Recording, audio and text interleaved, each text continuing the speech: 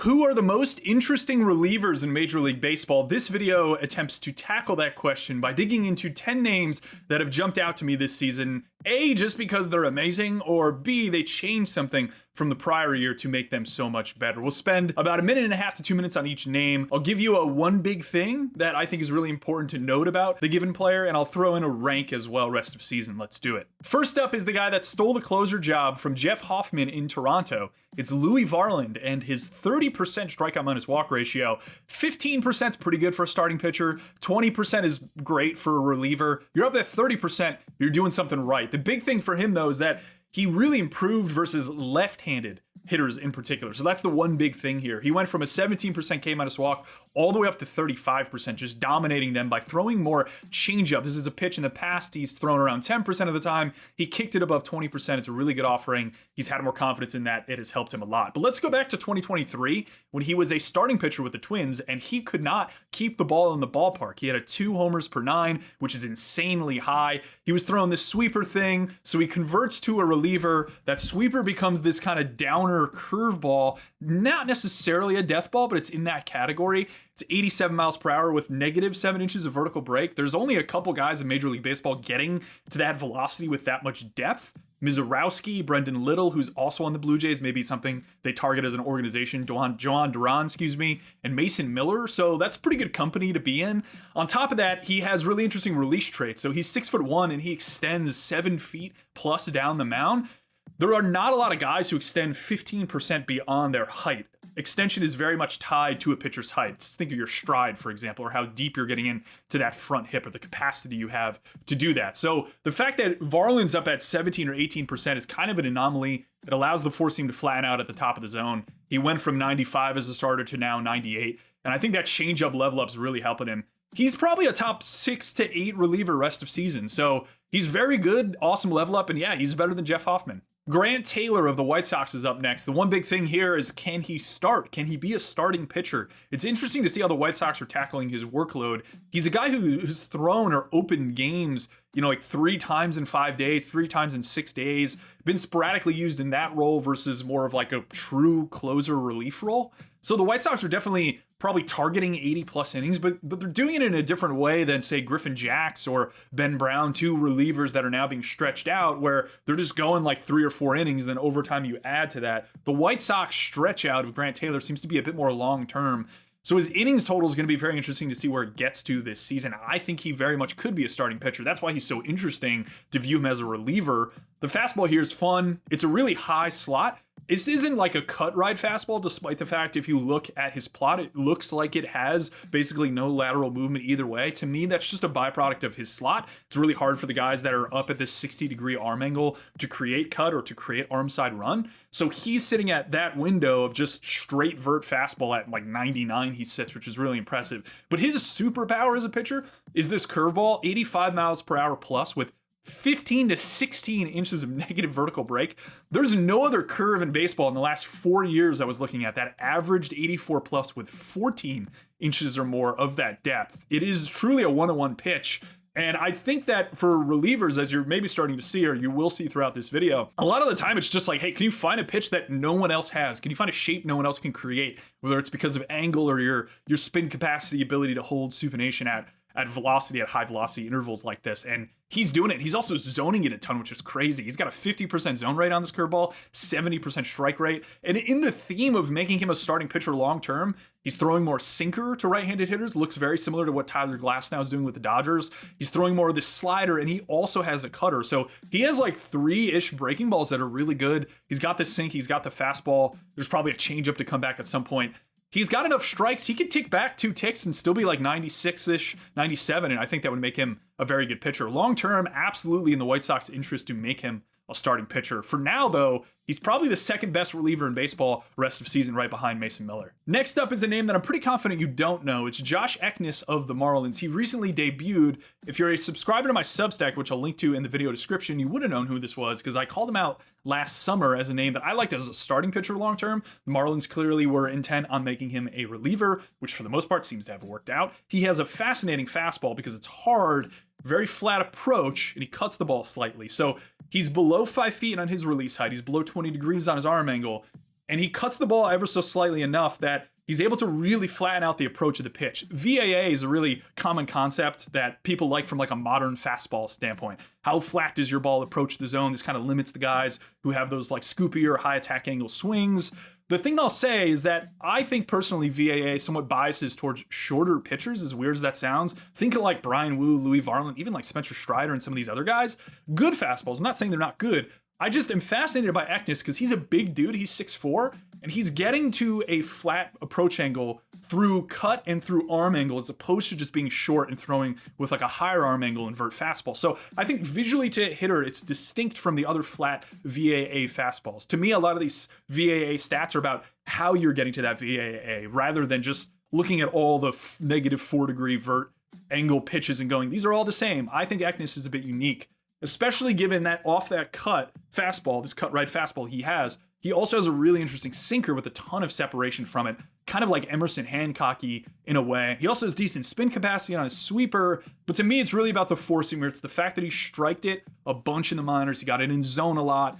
And I think of all the names on the list, this is the one that I would bring up and kind of plant a flag on and be like, I think in the next 2 years or so, this guy can save 30 games or so. So maybe that's a hot take. He's probably just like a top 50, 60 reliever rest of season. This is kind of his first taste in the majors, but I really like him long-term. Fascinating arm. Speaking of my Substack, $5 a month, $30 a year. It's the best way to support me if you like this channel. And had some people comment in the past. I now have pitcher ranks on there. So if you sub, you'll see my top 100 pitchers. I'm going to try to maintain this throughout the season. If you're into minor league guys, I will have monthly posts alongside an updated top 40 pitching prospects list with data from every arm. Even if it's not public, it will be in my Substack. That'll come out probably in about a month, mid-June or so is what I'm targeting right now. Some college pitcher stuff as well. So if you're enjoying this channel and roughly like me nerding out on this stuff, I think you'd really like the Substack. Again, it's pretty affordable. There's a free trial to get in. If you haven't subbed in the past and are kind of interested in checking it out, cool community that's built up in there as well in the chat. If you have questions or just want to talk ball with people. So check it out if you haven't already. Riley O'Brien of the Cardinals is up next. He's their closer, and he cut his walk rate from 11% down to 1% this season. As of the recording of this video, he had still not walked a left-handed batter. That is obviously the one big thing that matters about him, but it's interesting how he got to the better control command that he has this season. We're not talking a difference in shape. It doesn't seem like anything's dramatically different with targeting or mechanics. This was really a usage flip. If you look at lefty usage and righty usage in particular, he's tweaked some things to kind of, I guess, be in the zone a bit more, even though his zone rates and stuff don't really seem dramatically different. So this is maybe like a batter visual thing in terms of how often they're swinging at certain shapes. But let's start with the lefty side. Lefty usage, way more sinker, way less of his short slider. So he's like sink, short slider, sweep, pretty lateral arm. And the sinker in particular is getting a lot more whiff, and all he kind of did was move it down into the zone, which makes me wonder whether it's kind of tunneling better with the rest of his shapes, or the average location of those two pitches is a bit more similar, such that he's getting better results on that sinker, especially from a whiff perspective. It's pretty odd, I would say. The righty approach, again, more sinker sweeper, less of the short slider. So new Cardinals regime went in there and was like, hey, we don't think the short slider is good, stop throwing it. And all of a sudden, he now has a 1% walk rate and is one of the best in-zone or command-y relievers we have. I think it's a bit of a mystery, honestly. I wouldn't have expected this big of a cut. The peripheral suggests it's maybe more like a 5%, 6% walk rate long-term. Totally understandable. It's really hard to hang around 1%. But this is a pretty classic sink sweep arm who's able to get things down in the zone enough and create enough movement laterally with the spin capacity he has to net two pretty good shapes and allow his sweeper, because of the depth it has, to work versus either handedness of hitter. I think he's in like the 10 to 15 reliever pocket, I would say, which is pretty good. I think he's a great arm, and he's definitely a pop-up closer from this season. Adrian Morejon is up next. The big thing here is that there's a theme among him and Mason Miller, which is that both of them have A, amazing fastballs, and B, this season in particular, are throwing them less, and their performance has gotten better. There's kind of this funky thing going on in modern baseball where you ID a really good fastball, and then you like pull down the usage on it, bring it into particular spots where it will be more successful, and throw other things in the peripheral counts. That's exactly what Morejon's doing. Look at his righty approach in particular. Sinker went from 58% down to 40%. He's throwing a ton more of this kick changeup this season, which has insane results. That went from like 12% to 30% or so. The four-seam fastball, he's throwing more as well. This went from like 4% to above 10%. That's more of a pure two-strike pitch. But the net of it, the swinging strike rate, 11%, which is somewhat around average, all the way up to 21%. So he's doing a great job, I think, on a variety of fronts. not using that sinker as much too has really, really kicked up the ground ball rate on it. It went from 30, almost doubled, basically 30% to 60%. And there's no location change here. So the theme among him and Riley O'Brien is like, you can get some really interesting results, especially in small samples as a reliever, just because you're not seeing hitters a ton, by changing usage, not necessarily changing location. I think command for relievers is somewhat overrated in terms of how we talk about it, or say, he needs to paint the fastball either way, up, down. It doesn't matter. If you're a reliever, you generally don't have command. So the way to kind of hack location and hack usage, hack location, hack command, is by playing around with usage, as we see with Morejon and as we see with O'Brien. I really like him. I think it's a fun 1v1 of him versus Aroldis Chapman rest of season. Both of these guys are top 5 in baseball for relievers, and he's great. I really like this usage change. Somewhat unexpected, but it's really successful for him. The Rays traded for Brian Baker last season from the Orioles, and he's been really good for them this season. Really subtle trend happening with that organization in particular. A lot of the time when I talk to people about, hey, why does your organization use this pitch a lot or do this particular thing more than the league, you'll get a lot of pushback and saying it's intentional. A lot of the times what they're basically saying is like, this is a byproduct of the models, or the models they rely on as an organization to make decisions or push them in certain directions from a decision-making standpoint. The Rays are interesting. Go back to 2023. They only threw 2% right changeups, okay? So righty pitcher to righty hitter, 2%. So it's 29th in baseball. Jumped to the next season, it went up to 4.5%. This was about middle of the pack, 15th in baseball. 2025, they were 8.5%, which is 4th in baseball. This season, you can see where this is going. Almost 13%, number 1 in baseball. And one of the key factors in that is Brian Baker, who is throwing a lot more of his right changeup, his changeup to right-handed hitters. It went from 17% last season to almost 40% this season. And he's been really good because of it. I find him interesting because of his four-seam location. Usually, some of these guys who have like reasonable ride fastballs with velo will just put it top of the zone. He pitches a bit more inside with it. And you could see kind of this inside tunnel between the four-seam fastball and the changeup in on the body of right-handed hitters. You almost think there would be room for more slider away, but I think the Rays have kind of ID'd something interesting here where right changeups are often a very effective pitch, especially if you look at some of the better right-handed hitters in baseball. Think of like Aaron Judge and Ronald Acuna and these others. These guys just don't seem to throw it a lot. I think I mentioned in past videos that I somewhat like it as an offering, but the Rays really embraced it with Brian Baker, and he's been really good. I think he's in the same 10 to 15 window as Riley O'Brien, who we talked about on the Cardinals, but fun tweak that I think gets at a larger point that maybe the Rays are trying to find like a competitive edge on a pitch that really isn't used a lot in the major leagues. Small quick break here, but it goes without saying, if you have a reliever that I don't touch on in this video and you want to bring him up in the comments just to toss it around, see how many people like it, or for me to give thoughts on the guy, definitely please do so. I'll be hopping around the comments as always. Appreciate you for watching. Antonio Senzatella, do not jump away from this video. I understand bringing up a Rockies reliever is a terrible idea, but this guy's actually been really good this season. I kind of wonder whether he becomes like a hotter name at the deadline. He was terrible last year as a starting pitcher. I'm not even going to throw up the stats. He was terrible. He was a really bad pitcher. He had like a 5+ ERA. He was hurt the prior seasons. But if you look at, there's these two variables in relievers that I think are somewhat important. Shout out to Ben Clemens of Fangraphs, who's done some good work on this.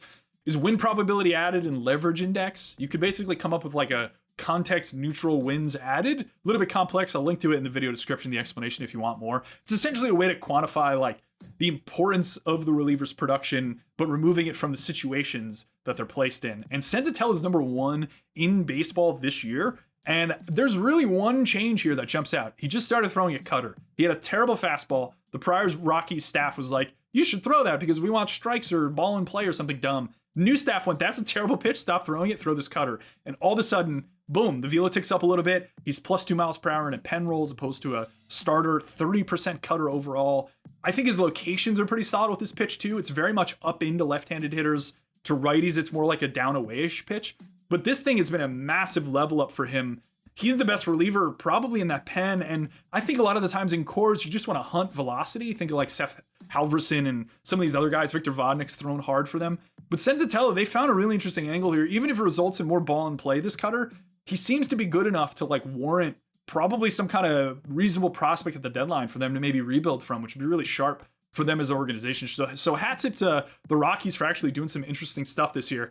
I did not think Senzatella would be good. Aaron Ashby might have one of the weirdest releases in baseball. That's the one big thing about him. And I'm going to throw you some percentiles here that jump out. Again, he's not like a knuckle scraping submariner, so we're excluding those guys from this. Obviously, Tyler Rogers is probably the weirdest pitcher in baseball, period. Ashby, though, has a release point that's closer towards third base than 98% of lefties. He doesn't extend down the mound, so he extends less than 98% of MLB pitchers generally, and his arm angle is higher than 96% of pitchers. So you have this really weird circumstance where he's far over on the third base side, he doesn't extend, he's very high up, and you would think in your head, this is like a hitter perception thing. I imagine a lot of these guys are just thinking like vert fastball. He occasionally throws four-seam fastballs, but he has a sinker that has a lot of drop. So from this arm angle, usually don't expect guys to be able to create drop on sinkers. But he does this. It's very similar to Clay Holmes. This is the reason Clay Holmes, I think, has been a very good starting pitcher and reliever. Is like he's a higher slot guy who can create sink. Ashby can do the same thing, but it's higher, and it's, I'd say, even a little more of an anomaly than Clay Holmes. Throws it really hard. He's got this sick combo of ground balls, over 60% to righties, righty hitters, and a 15% swinging strike rate. The combination for guys in that group are Morejon, Miller, Schlittler, and Ashby, alongside Chase Dollander, too. Shout out to me for calling him as a breakout this year. If you've been hanging on this channel, you know that I love Chase Dollander. But anyways, yeah, Ashby's really fun. I think that he's interesting to me because I view him long-term as a starting pitcher, even though I know that was a failed project. So perhaps it's just a very good reliever, but they like pushing him. Like, I think he could get to like 90 innings. He throws in these like 2 innings chunks occasionally. And I think that makes him a really valuable pitcher. He's probably more in like the 15 and 20 area. I don't think he'll stretch into a starter long-term, but yeah, he's weird. He's one of the weirder pitchers in baseball, especially from the left side. Second to last here, I'm going to go with a name that I'm somewhat confident you don't know, Gavin Collier of the Rangers. He has the furthest release point over towards third base as a right-handed pitcher in all of baseball. It's about 4 feet over, which is crazy out there. Will Warren, Nolan McLean, some of these other guys would like sink sweep do this. But Collier's kind of like a Josh Ekness-y clone in a way. He's just like the dials turned up to like 12. He's like a lab-created pitcher is what I'll say. That's the one big thing here is he's really far over in his release, but his flat approach four-seam is like insanely flat, like 99th percentile. Negative 3.4 vertical approach angle is insane.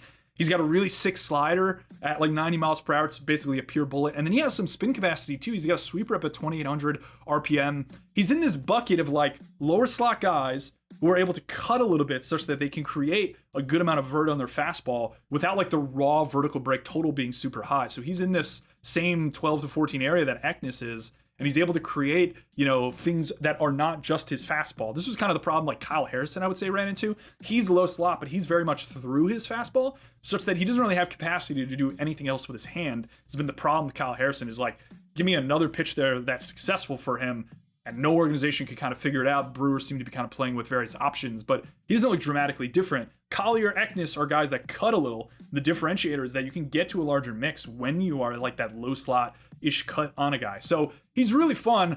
I'm not entirely sure like where you rank him this year. I just wanted to bring him up because his traits are very much like you go into MLB The Show and make a pitcher weird, and this is everything you would do. It's like low release, flat VAA, high spin four seam, or high spin a sweeper, ability to hold velo on breaking balls. He's crazy, and he's a righty, so it's not as distinct as maybe some of the lefties, but fun name to keep an eye on. Dylan Lee of the Braves. I have no idea how this guy is this good. If you were to pull a list of the most successful lefty relievers over the last 3 seasons, let's say. So let's go back to 2024. Aroldis Chapman, Adrian Morejon, very obvious names on there I think a lot of people would get. And Dylan Lee is right up there with all of them. This dude pounds the zone with his four-seam fastball. I just feel like if you went to the minor leagues, you could find 5 to 10 of these guys, and none of them would be as successful as Dylan Lee has been. Higher release point. I think the key thing here is like he strikes the fastball so much, and he has really good separation between the slider and the change, and I would say he has pretty good secondary command as well. So if you look at like the tripod he creates in the zone, it's like fastball dead central and then slider change off that. And he's very much in this random number generator area of like, he doesn't really have a strong tendency to throw any one of these shapes. So you got to watch inside and outside. Whereas a lot of relievers we talked about on this list are very much like 2-pitch guys, like a Brian Baker's four-seam change to righties. It still works. But Dylan Lee is he's just weird. Like I would expect this not to work. If you gave me this template and he had success in the minors and you project this guy out going forward in the majors, I just would say he's like a league average reliever, and he has been incredible. I mean, he's rating out as like a top 5 reliever in baseball in a lot of metrics. It's really hard to put him anywhere that isn't top 10-ish rest of season. You know, I'm confused as to how he's good. My only theory is that it's good command, but I normally don't think of good command working for a reliever. And I don't even think it's good command. He's not moving the ball around.